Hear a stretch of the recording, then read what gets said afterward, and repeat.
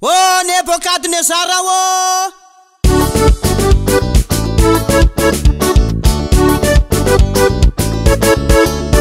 Irny Andriamanitray zay tomponay dia mavonjy anay amin'ny laforo afo sady amonjy anay amin'ny tananao manisy lalana ahafahanay.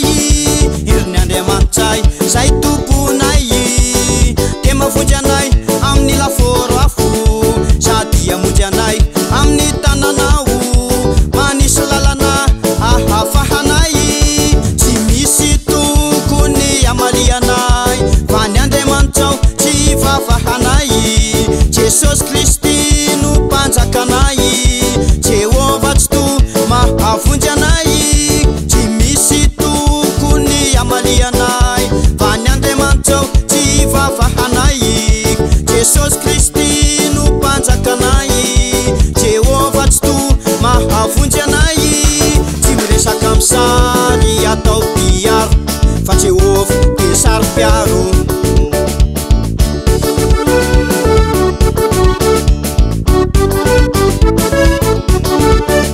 Tsy mivavaka amin'ny samby izay zava-bita, manamaso fa tsy mahita.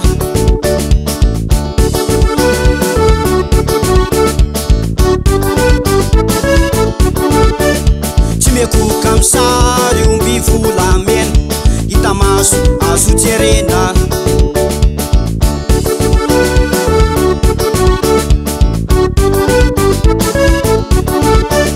Tsy manaraka ny fomba zay efa fahita tamin'ny androny Sodomita.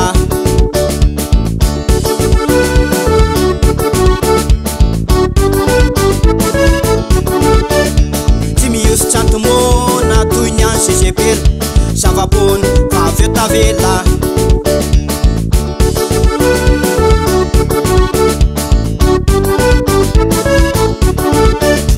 Irny Andriamanitray zay tomponay dia mavonjy anay amin'ny laforo afo sady amonjy anay amin'ny tananao manisy lalana ahafahanay.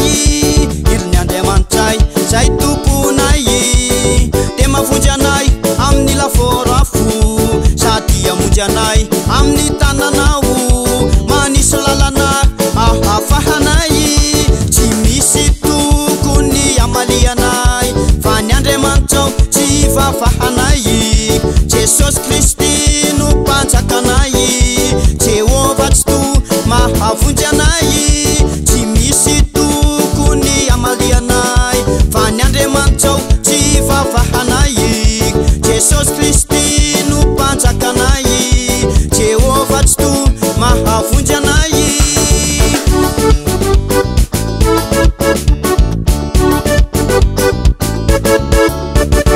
Nafanaina ny laforo avy tao zay fa dehoro. Nebukadnezara ianao ndraintara, ny Andriamanitra Sadraka, ny Andriamanitra Mesaka, Abednego, okefatsy zero.